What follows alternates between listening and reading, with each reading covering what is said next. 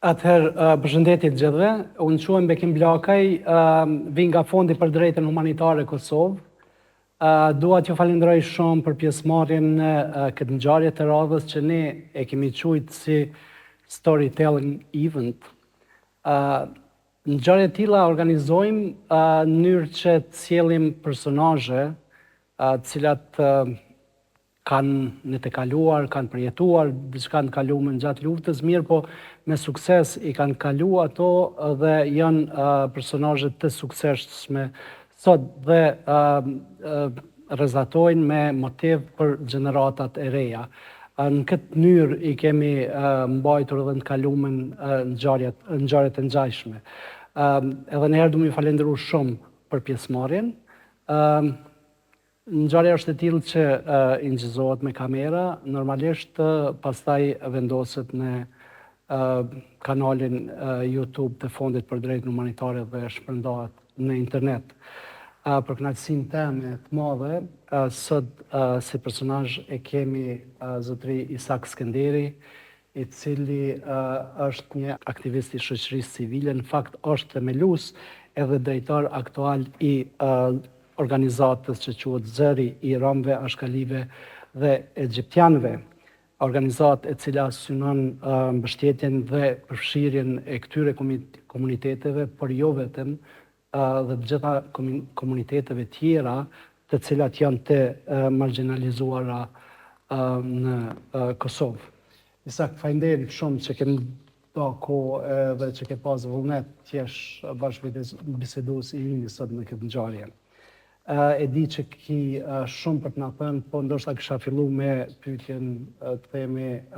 mbi fëmijërinë tënde, pra kur ke lindur, ku dhe si ka qenë fëmijëria jote.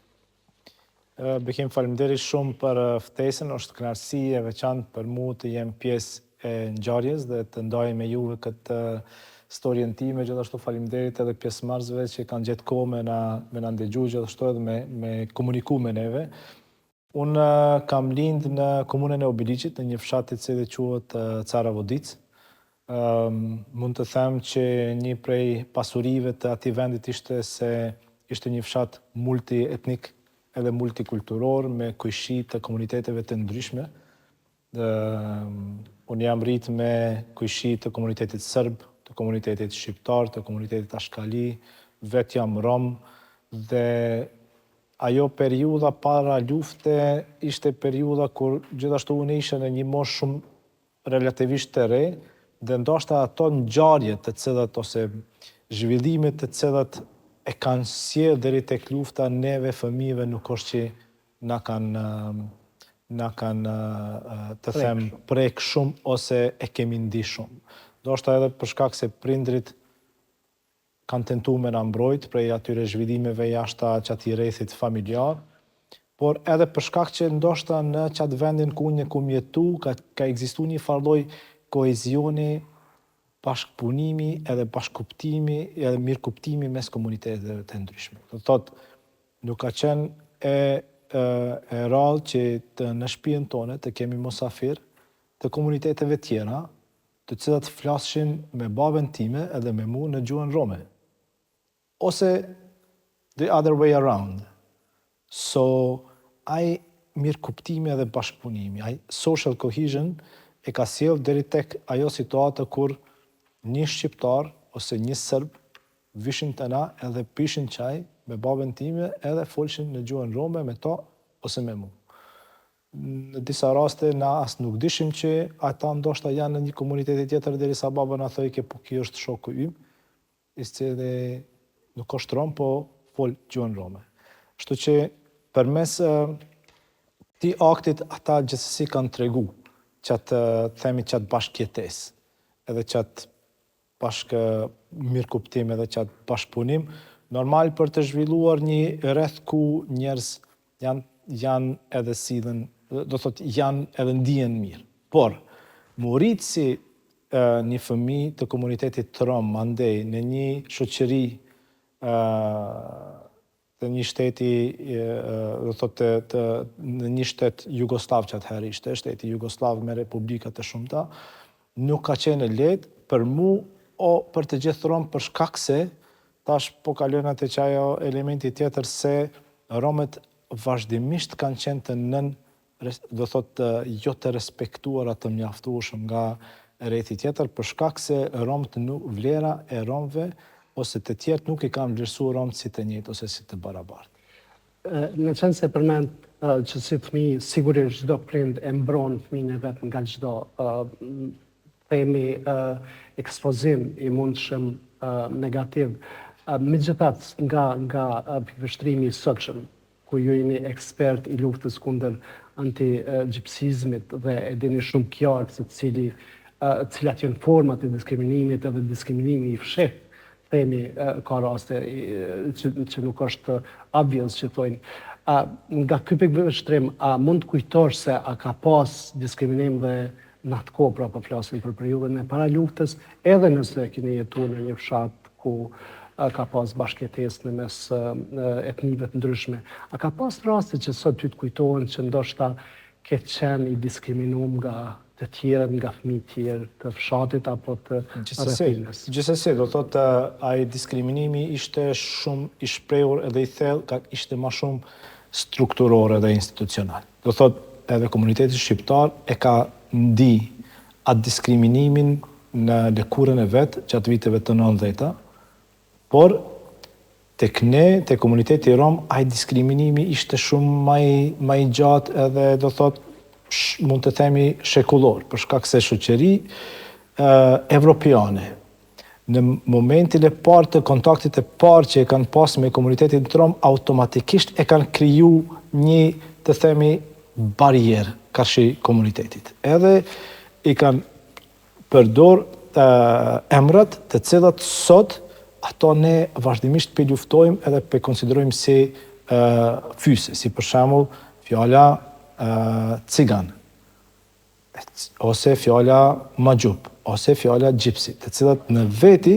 e kanë elemente të paragjykimit dhe do thotë krijimit të një barriere, të cilat shpjegojnë ose të cilat përfshin të gjitha ato elemente stereotipet negative karshi komunitetit dhe janë përdor në rastet tona. Dhe për çfarë arsye ai diskriminimi ka qenë shumë më i thellë, do thotë institucional. Mandej lufta e ka bë veten ku ai mirëkuptimi dhe besimi ndër mes komuniteteve gjithashtu shprishë u thy, dhe mandej diskriminimi ka kaluar edhe në diskriminim social shoqëror, më i shprehur se sa ndoshta ka qenë edhe në elementin institucional strukturor. Por gjithsesi do thotë se fëmijë kudo që useshim familja ime, baba jem, unë vetë në shkollë, kur isha shoqënia ime, na e ndishim një trajtim të ndryshëm. Kudo që shkojsh, a ke shku në shkollë, a shkove në komunë me nxjerr një dokument, a shkove në ambulant për me marrë një shërbim, ai trajtimi ndryshe për shkak se ti vjen me një ngjyrë pak më ndryshe, jetë të fol një gjuhë tjetër, për shkak se na folim gjuhën rome, për shkak që ndoshta ki do elemente tjera që dallojnë prej mainstream, automatikisht ndikojshin tek njerëz me kriju barriera, sepse njerëz gjithashtu krijojshin mendimet e veta rreth paragjykimeve dhe stereotipeve. Tash kur folim për paragjykimet dhe stereotipet, në parim shoqëria e krijon mendimin rreth komunitetit në bazë të atyre të këqijave të cilat ata ndoshta i kanë dëgjuar prej brezit brez, prej njëri tjetrit, edhe tu i infuziu prej raportimeve negative nga mediat, dhe normal që derisa ti nuk keni kontakt me një person edhe nuk e kupton se kush është ai, cilat vlera i ka, krijon mendimet negative dhe këto gjithsesi ndikojnë në jetën edhe në mirëqenien e komunitetit. Ndërsa periudha e luftës, vitin 98-99, ne në Fondin për Drejtën Humanitare kemi dokumentuar jetrat e humbura të vrarë dhe të zhdukurit, dhe e dim nga puna jonë të rënd që për fat keq komuniteti përfaqësues, respektivisht anëtarët e komuniteteve ram, ashkali dhe egjiptian, shumë shpesh kanë qenë targetuar edhe nga forcat serbe, po ma vonë edhe nga pjesëtarët e komunitetit shumicë shqiptar në shumë vende, ka dhe të vrarë dhe të zhdukur nga komunitetit, nga këto 3 komunitete. Përvoja juaj personale gjatë kësaj periudhe, si ka qenë dhe A keni qenë të themi të atakuar, në çfarë do mënyre, edhe ndoshta sepse ka pastaj edhe paragjykime që komiteti Rom, pjesëtarët e komunitetit Rom kanë mbajtur nga kjo anë apo nga ana tjetër. A keni qenë të ekspozuar ndaj këtyre themi paragjykimeve? Po, si jo, po menoj jo vetëm une ose familja ime në parim të gjithë pjesëtarët të komunitetit Rom e kanë përjetuar shumë keq edhe ranë zhvillimet gjatë atyre viteve të luftës edhe për shkak që ndoshta nuk ishim të përgatitur për atë se çka po vjen ose si do të zhvillohet. Do thotë problemi gjithashtu jonë është që krijojmë një besim edhe lojalitet tek njerëzit me të cilat jemi të jetuar dhe bashkëtu. Unë thosha se në vendin tonë ku na kemi jetuar, kemi bashkëtuar edhe me serbët, edhe me shqiptarët, edhe me pjesëtarët të komuniteteve tjera, është zhvillu qaj farë kohezioni shoqëror, edhe qaj besimi mes komuniteteve dhe ajo ka ndiku që të krijohet një farë lloj besimi tek njëri tjetrit. Por mandej nuk kemi qenë të përgatitur se janë do njerëz ose do grupe ose do regjime të cilat e kanë qëllimet e shefta edhe që kanë keq përdor atë besim ndoshta i cili është krijuar nga komunitete për të bërë sendet të cilat janë bërë gjatë luftës, edhe për fat të keq, ai besimi cilit komuniteti Rom i ka ofru është keq përdor për të justifikuar në disa raste disa elemente të luftës për të cilat ndoshta vetë komuniteti Rom nuk ishte i përgatitur për të qenë ose witness ose për të marrë pjesë directly ose indirectly. Dhe normal që në një qësi farloj situate, ndjenja është se jemi gjetë një farë mes të luftës, ku në një anë duhesh o me shpreh një farloj lojalitetit njerit në dëm të tjetrit, ose nëse nuk e shpreh lojalitet as njerit, atëherë sigurisht që një farë atakohesh prej të dyve, për shkak se apritet prej te është prit për shembull me tregu ose lojalitet, po edhe nëse ke tregu lojalitet njërit ose tjetrit, gjithsesi je dëmtu prej atij personi. Do thotë në Kosovën tonë nuk flitet mjaft për vuajtjen të komuniteteve tjera, jo shumicë, jo serbe, gjatë periudhës para, gjatë ose mas luftës, për shkak se ka elemente të shumta të cilat dëshmojnë se komuniteti i vetëm i cili ka vujt në të gjitha periudhat, pavarësisht zhvillimeve të gjatë luftës. Por kjo në anën tjetër arsyetohet me elementin me elementin e antigjipsizmit, sepse antigjipsizmi si fenomen mundet mu kanë edhe kazë edhe konsekuencë të luftës karshi komunitetit në periudhat të luftës. Dhe mos të harrojmë që edhe gjatë holokaustit dhe luftës së dytë botërore, e kemi diskutuar këto pak para se filloi emisioni, gjatë holokaustit gjithashtu ka ndodhur krime të shumta, do thotë ose gjatë luftës së dytë botërore ka ndodhur krime të shumta karshi komunitetit Rom, të cilat sot njihen si holokaustu si Paramajos. Por mas luftës së dytë botërore, shtetet evropiane nuk kanë pranuar që targetimin specifik karshi komunitetit, por e arsyetojshin me faktin se ushtarët gjerman që atë kohë e targetojshin Romët, jo për shkak që janë Romë, po për shkak që ishin supozum që kanë bërë krime. So ishin the suspects of a crime. Kanë qenë paragjykuar dhe të stigmatizuar a priori që pjesëtarët e këtij komuniteti caktuar janë paraprirë me kryvepra të tilla. Absolutisht. Edhe në ato the same patterns jemi të evrejt edhe në luftën cila filloi në Ukrainë. Do thotë me fillimin e luftës së Ukrainës, grupet e ndryshme militare, paramilitare kanë targetu specifikisht komunitetet në pretekst se ata kanë prirje kriminale. Dhe tash na duhemi me i targetu ata edhe një farë mënyre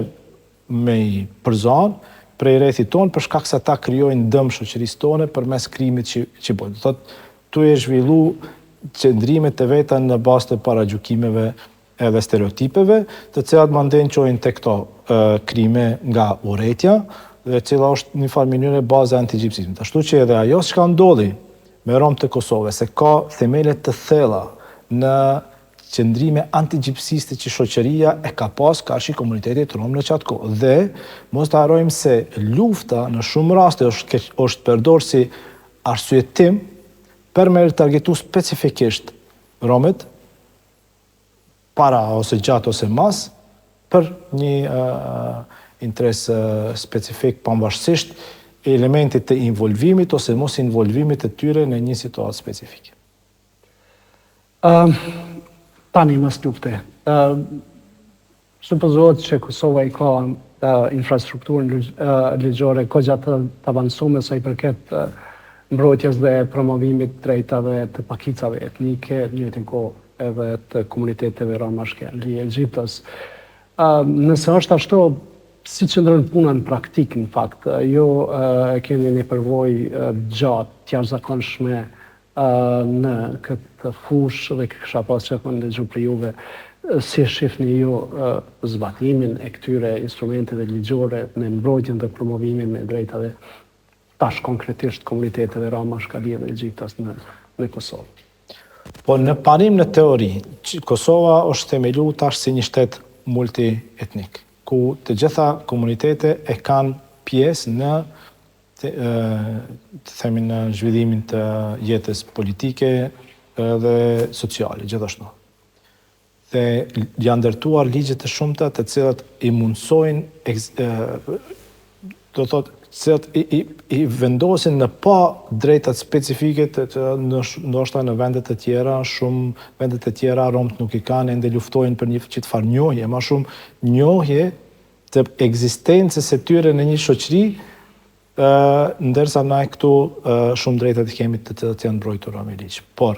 mos të harrojmë edhe një sen, një problem tjetër është se shumë shpesh të na elementi i multikulturalizmit edhe multietnicitetit është përdorur si token, të cilat si një farë brosh, të cilën ti mundesh me vendos në sakon tone, por gjithashtu edhe me hek nëse nuk të duhet. Edhe ne nuk duhet të konsiderohemi si brosh ose si token, duhet të konsiderohemi si njerëz të barabartë në drejtat edhe mundësit për të realizuar që ato drejtat. Për qatë arsye, ligjet e cilat e kemi në parim janë shumë të mira, të cilat ofrojnë një bazë shumë të mirë për realizimin e drejtave, po në anën tjetër e kemi një mungesë të kuptimit, të themi, ose një mungesë të interesit të institucioneve përkatëse dhe mekanizmave për implementuar ato drejtat në praktikë. Për atë arsye ende kemi problemet e shumta në aspektin e jetës socioekonomike, përfshirjes të komuniteteve në shumë fusha të jetës, por edhe në elementin e diskriminimit, ose të cilat, si thash prap, lidhen me fenomenin e antigjipsizmit. Shpesh në ka ra më ndëgju, për shembull, edukimi fillor është mandatori, është i obligueshëm Kosovë me ligjin fuqi, mirë po ka ndodhur raste ku pjesëtarët komuniteteve romashkali egjiptian nuk e vijojnë mësimin, nuk e përfundojnë shkollën fillore dhe pastaj ka pas edhe prononcime të zyrtarëve të komunës saktume, duke thënë se ja prindrit nuk pjesjellin ata sepse përndryshe ne nuk është problem i shkollojmë si për gjithë tjerë. Nga ona tjetër gjithashtu ka pas raste, nuk e di tash, mirë po para shumë kohë, ne jemi marrë si organizat me një dy raste ku fëmijët e këtyre komuniteteve janë segregu, janë nda në klasat veçanta nga moshatarët e tyre të komunitetit shqiptar. Ka ndodhur disa raste mendoj që në komunën e Gjakovës, e njëjtën situatë kanë qenë në një hapësirë në veri të Kosovës. Pra, janë nda nga bashkëmoshatarët e komunitetit serb, edhe pse kanë mësu nga të njëjtat librat, njëjtën kurrikull. A ka raste tilla edhe a ju duhet juve ende të ballafaqoheni me këto fenomene, cilat me një fjalë janë segregacion? E ke ngrit një çështje shumë të rëndësishme, të cilën po du me lidhë edhe me aspektin e ballafaqimit me të kaluarën, në të cilën shpresojmë që shoqëria jonë duhet një farë mënyre me i kalu për me ecë përpara. Sepse si shoqëri nuk folim mjaft ose nuk dojmë me pranu problemin. Ose nëse pranojmë problemin në farë mënyre e shohim vetëm nga perspektiva jonë, nga pikpamja jone, nuk dojmë me ndëgju pjesën tjetër, do thot palën tjetër të cilë është përfshirë në atë situatë specifike. E kjo ka të bëjë edhe me neve. Do thot ato shtetet të cilat veçanërisht evropiane të cilat kanë pranu, se pari e kanë pranu me komunitetin rom, e kanë pranu që është bë një, të themi, historic injustice ndaj komunitetit rom me sjellje të ndryshme strukturore ose edhe shoqërore gjatë historisë dhe kanë vendosur që të korrigjojnë ato, të riparojnë ato dëmet, sot janë shtetet ma liberale, ma demokratike, karshi drejtave dhe mundësive që ofrojnë të gjithë qytetarëve pavarësisht elementit të përkatësisë etnike, prejardhjes, gjuhës ose whatever. Ajo që kene gjithsesi non-stop potencojmë është fakti se na në vendin e parë, tash së parë jemi Kosovar, e mandej jemi Rom që cilat jetojnë në Kosovë. Do thotë jemi pjesë përbërëse e këtij shtetit e kësaj shoqërie. Nuk kemi ardhur prej zotë di çfarë vendi, ne këtu kemi lind me gjenerate të tëra, do thotë me shekuj të tëra, Romt kanë qenë të pranishëm në këto troje. Do thotë kanë ndiku, kanë punu pavarësisht, do thotë luftave të cilat kanë ndodhur, të cilat kanë qenë të shkatruese, nuk do të harrojmë se me shekuj të tëra atë njerëz që kanë jetu këtu kanë ndikuar që të zhvillohet kjo shoqëria, kanë dhënë kësaj shoqërie. Do thotë kanë ofruar arsa kanë mujt që të zhvillohet kjo shoqëri dhe janë bërë pjesë përbërëse e shoqërisë. Duhet të pranojmë si shoqëri se romet pavarësisht këtyre elementeve janë qytetarë të këtij vendi dhe duhet të trajtohen në mënyrën e drejtë dhe barabartë. Derisa nuk e pranojmë këtë send, ne do vazhdojmë të ballafaqohemi edhe me këto probleme të segregimit nëpër shkolla. Do të ballafaqohemi me problemin e të themi mos lejimit të mundësive ose deprivation of opportunity, sepse deprivation of opportunity është një çështje shumë interesante të cilën ne nuk e diskutojmë për shkak se kur folim për aspektin e problematikave me të cilën komunitetet ballafaqohen, shumë shpesh gishtin pe kalojnë ka komunitet. Edhe po thënë po ata janë vetë fajtor pse jetojnë kaq keq për shkak se nuk peqojnë fëmijët e tyre në shkollë ose nuk dojnë me punu ose whatever. Po për shembull, po harrojna që nëse në vërtet pak më shumë e mendojmë se kush ishin romt në këtë shoqëri, do të kuptojmë se ishin prej njerëzve që kanë bërë punë më të rënda, më të vështira në shoqërinë tonë për vende të ndryshme ku kanë punu ose me kon kanë bashkëvepruar. Po, sepse edhe nëse shumë njerëz kanë pas një kauç me çu prej një dhome në dhomen tjetër, kanë thirrë një kush i rom nëse kanë pas hajde be çoma çit kauç, pse se kanë çu vetë çat kauçin. Do thotë romt nuk kanë, po ai perceptimi ka ndikon në krijimin e kuptimeve, edhe tani që ajo deprivation of opportunity, do thotë pe lejojna aq sa neve na duhet që të majna në një farë statusi ku mund të përdorim për nevojat e tona, por nuk do t'i lejojmë ata që të zhvillohen aq të mjaftueshëm derisa janë qytetarë të barabartë. Sepse unë kam qenë gjithashtu autori një shkrimi i cili ka fol për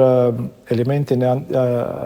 antidiskriminimit dhe antigjipsizmit me disa bashkëautor nga, do thot, intelektuale dhe aktivistë rom nga Hungaria dhe nga Gjermania. Dhe aty e kemi analizuar këtë element. Dhe në një moment kemi thënë se do thot në një vend ku e kemi bërë këtë analizë ose këto pyetësor ka dalë që për shembull qytetarët e një vendi kanë cilësuar si romin më të mirë ato që ka punuar si shërbëtor. Do thot the best Roma in the village është ai i cili punon si shërbëtor. Këta tjerë të cilët po dojnë mu emancipu, këta janë njerëz të këqij sepse nuk we cannot make use of them anymore. Do thot, pse po do me lidh këto me antigjipsizmin, për shkak se historia ka treguar që në një moment, do thot, shoqëria evropiane në zhvillimin e vet ka kaluar nëpër vështirësi të shumta. Por edhe qytetari më i thjeshtë ka pas probleme, ka qenë i shtypur, por për me ai qytetari më i thjeshtë u ndike diçish më mirë kur kuptoi që është edhe dikush tjetër i cili është ma shtypur se ai, edhe cilin edhe ai mundet me shtyp. Edhe për shembull gjatë industrializmit në Evropë, e dim se sa keq kanë kalu, do thot, klasa punëtore, po edhe ajo klasa punëtore dyqysh ka pas një kon, do thot, cilin kanë mujtë ata me shtyp, edhe për do thot, njëri prej argumenteve pse nuk është leju edhe zhvillimi i komunitetit rom ka qenë edhe ai. Do thot qaj elementi i diskriminimit edhe të gjipsizmit që një farë mënyrë you feel some satisfaction me jetën tonë, unfortunately. Në një shkrim autorial, më duket e keni bërë për këtë fushatën Black Lives Matters, edhe du me citu, një mend, unë vetë takoj shumë Kosovar, Ballkanas të tjerë dhe madje edhe Evropian, që paraqiten si mendje hapur dhe antiracist. Dhe vërtet janë për të gjitha subjektet e kësaj bote përveç për romet, sepse kur vjen puna te romet, ata mbajnë një sy mbyllur. A mundesh me komentu pak? Është e vërtetë, do thotë kjo ka ardhur prej eksperiencës edhe prej përvojës, prej rasteve konkrete, sepse në jetën time dhe gjatë punës time unë takoj shumë njerëz, të cilët janë aktivistë të shkëlqyer në fushën e mbrojtjes të drejtave. Po kur vim deri te komuniteti rom, gjithmonë ka një por, edhe që ki por është që ki bëhet është në fakt që ajo se po faji nuk është tek unë i cili nuk i ofroj këtij personit mundësi, po faji është për shkak se ky person nuk don me i shfrytzuar ato mundësi, që fakt nuk është the real truth. So, për çfarë arsye këto në fakt e kam shkruar se nuk është e vështirë që shoqëria jonë mu solidarizu me një ngjarje cila ndodh në Amerikë, cila neve nuk është na prek drejt për drejt. Okej, është normale na si humanity me thon mendimet e veta kundër tyre situatave tek qia negative, por gjithsesi kemi obligim edhe moral me këqyr mbrenda oborit ton edhe mbrenda shtëpisë ton, a jemi në fakt ne tuj ndiku ose të i bo padrejtësi dikujt tjetrit vetëm për shkak është ndryshe. Edhe kjo është gjithashtu ka qenë njëra prej arsyeve pse e kam shkruar, sepse kam tentuar një farë mënyre me nxit shoqërinë tonë, edhe njerëz tonë që me mendu mas pari për çka munden me ndryshu brenda Kosovës tonë, e mandej me fitu qatë drejtën morale, me komentu diçka që ndodh në Amerikë. Edhe pyetjen e fundit, gjithashtu në një tekst tjetër që keni shkruar, ke thonë që është shumë e vështirë që ju vetë me bë ndryshimin, edhe për mu bë ndryshimi duhet edhe përkrahje më e gjerë, edhe institucionale, po edhe e shoqërisë. A ka ndonjë shpresë që përkrahja institucionale dhe shoqërisë do të jetë më e madhe në mënyrë që përfundimisht mu bë ndryshimi, kur bëhet fjalë për përfundimisht luftimin e anti-gjipsizmit dhe për promovimin e vlerave të gjitha komunitetet. Gjithsesi anti-gjipsizmi është një fenomen i cili do thosh është një problem jo i minoritetit, jo i romëve, është një problem i shumicës. Na thojna është the problem of the majority, edhe si problemi i shumicës duhet të adresohet nga shumica. Përfshirja varet prej shumicës, nuk varet prej pakicës. Do thotë pavarësisht sa don ose jo komuniteti mu përfshi, nëse pjesa tjetër shumica nuk e lejon përfshirjen. Derisa se thash shumica deprives them of the opportunity, ajo përfshirja kur s'ka me ndodhur. Por gjithashtu edhe një sen është aty e rëndësishëm, që gjatë procesit të përfshirjes nuk duhet të keq kuptohet se përfshirja do thot edhe asimilim të komunitetit. Do thot përfshirja, jo do më përshmirisht, do të me a priori me kriju asimilim, për shkak se komuniteti ndoshta don me ruajt disa elemente të kulturës edhe disa elemente të traditës të vet, por ato duhet të jenë të mbrojtura brenda aspektit të përfshirjes. Gjithsesi mendoj jo vetëm në shoqërinë, të gjitha shoqëri e para që duhet të pranojmë është se gjendja e vështirë socioekonomike me të cilën komuniteti rom sot ballafaqohet, jo vetëm në Kosovë, por në të gjitha vendet evropiane, është konsekuencë ose kazë e aspektit të diskriminimit dhe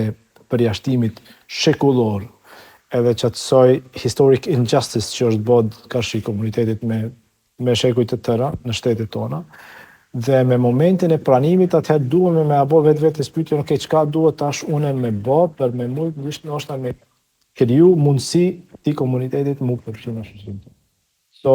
për atë arsye, ajo përfshirja dhe bashkëtesa, pavarësisht sa do të tojmë na pakicat romet mu përfshi, nëse shumica nuk e merr atë hapin e parë, që atë hapin më të madh, it's never gonna happen. Isak, faleminderit shumë. Tash me lejen tënde kisha hap debatin, respektivisht nëse ka dikush pyetje ose ndonjë koment, jeni të mirëseardhur. Në aspektin gjyqësor, i qenë se zyrtarisht nuk njihet gjuha rome në institucion, se i përket edukimit. Ju detyroheni të vjeni mësimet vetëm në gjuhën shqipe apo këtë rast në gjuhën tjetër zyrtare. A keni ndonjë kërkesë për ta fitoni këtë drejtë në vendet ku jeni më të koncentruar? Po, është e vërtet, se do thotë komuniteti i Rom është i vetmi komunitet për momentin në Kosovë i cili nuk ka drejt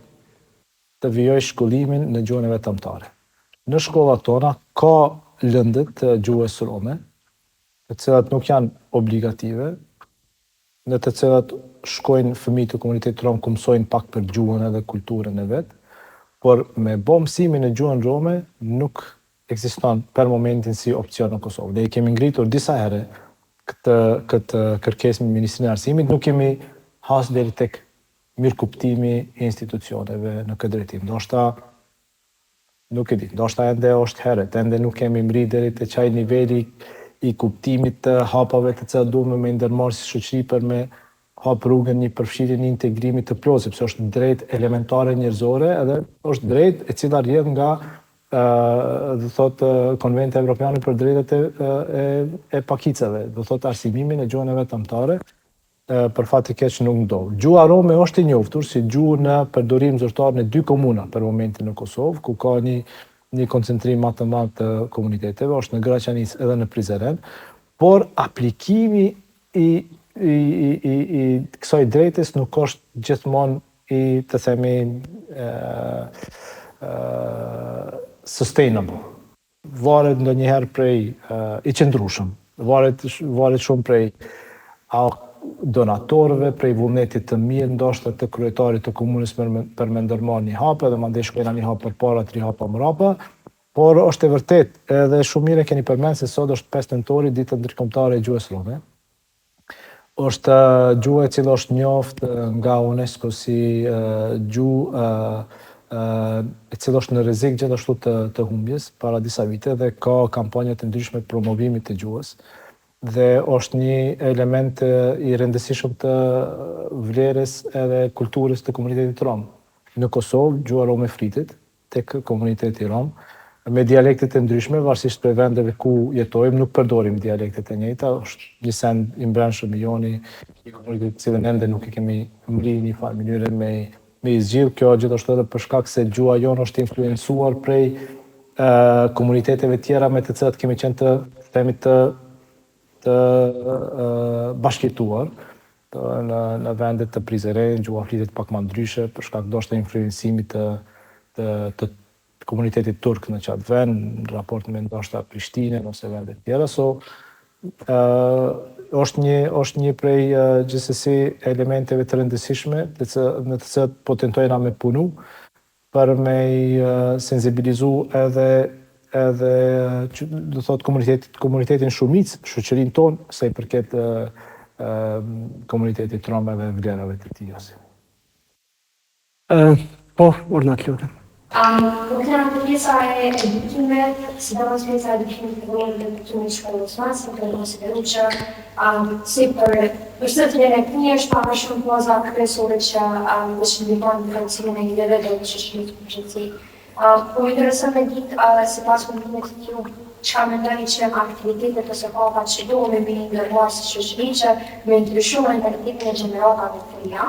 mendon që është e nevojshme me mbajt aktivitete kurikulare ose me përfshi lanë që i mësojnë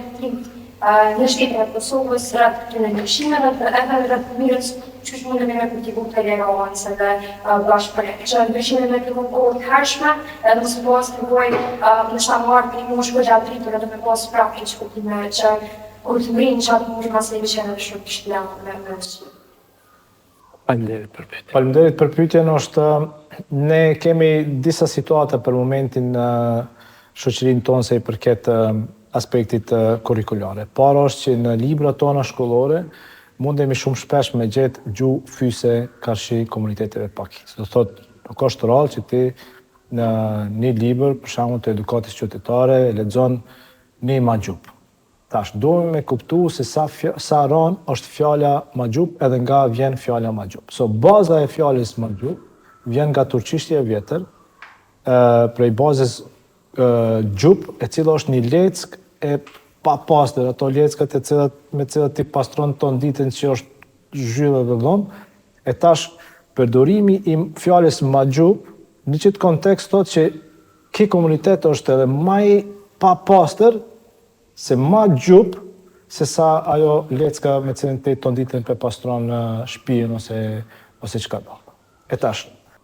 ne të i tentu një farmënyrë të i tregu se sa fyse këto fjalët janë edhe mos përdorimi i tyre, kemi ndiku edhe tek Ministria e Arsimit për me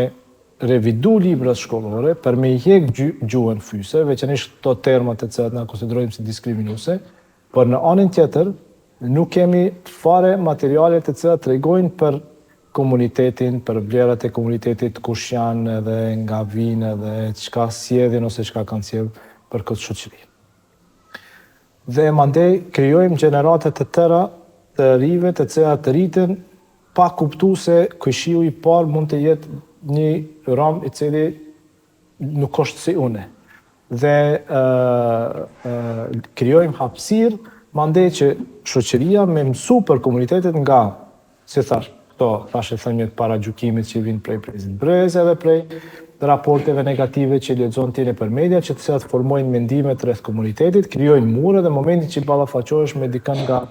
komuniteti rom, me një rom ose një ashkali ose një egyptian, ti më njëherë veç e ke formu një mendim për to, pa i njoft personin që në shumicën e rasteve ndoshta nuk ndodh me dikon tjetër, po ndodh me këto raste. Ashtu që gjithsesi është shumë e rëndësishme që në librat tona shkollore që të kemi sa më shumë materiale të cilat tregojnë për komunitetin. Ne kemi fillu avokimin me Ministrinë e Arsimit.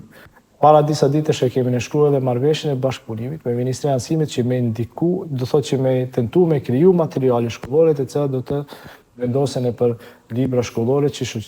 fëmijët e tonë në moshën e re të fillojnë të mësojnë